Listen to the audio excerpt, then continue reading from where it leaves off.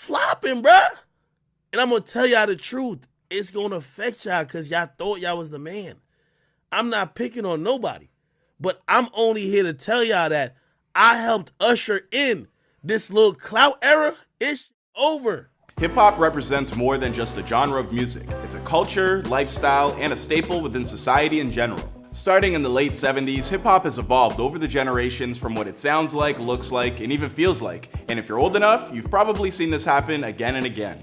From the 90s boom bap era to the mid-2000 baggy clothes era to the 2010s up until now, we've seen quite a shift in the landscape of our culture. More recently, we're coming off an era where artists relied heavily on vocal processing and melody. Bars and lyrics took a backseat to production. Face tattoos with colorful hair almost seemed mandatory. It was an era to say the least. At first being referred to as mumble rap, that term kinda lost its traction, but for the most part, we refer to this as the SoundCloud generation, or the clout era, as DJ Akademiks would refer to it. The prime years for the SoundCloud era would be around 2015 to 2018. Many great artists came on the scene during this time, such as Lil Uzi Vert, Trippie Redd, XXXTentacion, just to name a few. With a slew of great artists that have gone on to give us great music, there have also been artists from this era whose public perception has somewhat trailed off over time. Artists like Lil Pump, Smoke Perp, and Lil Xan, who found their initial success with this wave, have noticeably declined in relevancy since prime SoundCloud days, despite how you feel about their music personally.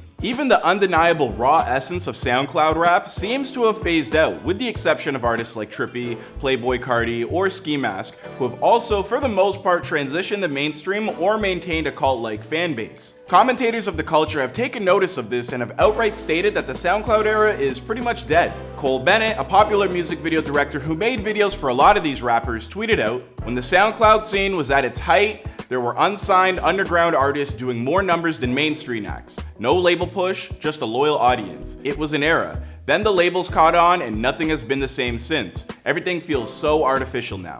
I think Cole nails it on the head about labels being the main culprits as to why this era has ended. DJ Akademiks states in a rant that he helped usher in this generation, which is probably its own video by itself, but he also says that there's more of a demand for substance. You ain't got no substance, it's over.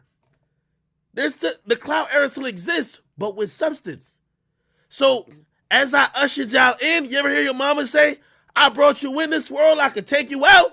I think that there is some merit to the notion that you need substance in your music now, as most of the artists who came up in that era and are still poppin' bring some sort of substance to the table somehow. Especially when you consider the two artists who became immortalized off this wave, XXXTentacion and Juice WRLD. The substance in their music is what makes their fans keep their legacies alive today. Either way, it's a bittersweet end of an era, but what do you guys think? Were you a fan of the SoundCloud era? Maybe you're happy it's gone. Let me know in the comment section down below. My name is Clyde Smith, and this has been Famous News.